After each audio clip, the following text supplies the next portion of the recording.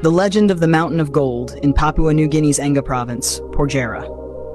This legend, shared by Chris Markakepa, recounts the origins of the Mountain of Gold. A long time ago, a married couple and their 2 children lived at Yarik.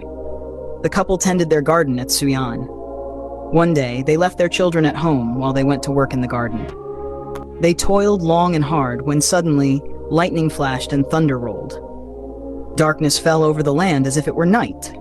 They sought shelter in a small garden shed, unable to see their way home. Back at their house, the children were visited by a tall and handsome red-skinned man who brought roasted pork and couscous. When he learned that their parents were still in the garden, he offered to keep them company until their return. The children went to sleep, unaware that the man was actually a snake in disguise. As they slept, the snake coiled around the children to keep them warm. The children, deep in sleep, never realized what was happening. The snake, with its head sticking out all night, battled with the spirit of the children's mother, which was present in the house.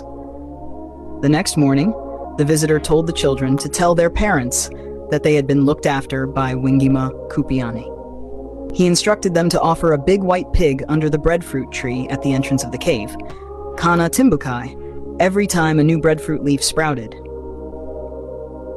He promised that this ritual would bless them with whatever they needed and must be passed on to future generations until everyone saw the results of what went on in the cave. When the parents returned, they found some of the food the visitor had brought and asked the children where it came from. The children recounted the entire story, shocking their parents. Despite their doubts, the couple decided to follow the visitor's instructions. They took a big white pig to the specified location and sacrificed it in his honor. From that time on, each generation of the family performed the ritual whenever a new breadfruit leaf sprouted.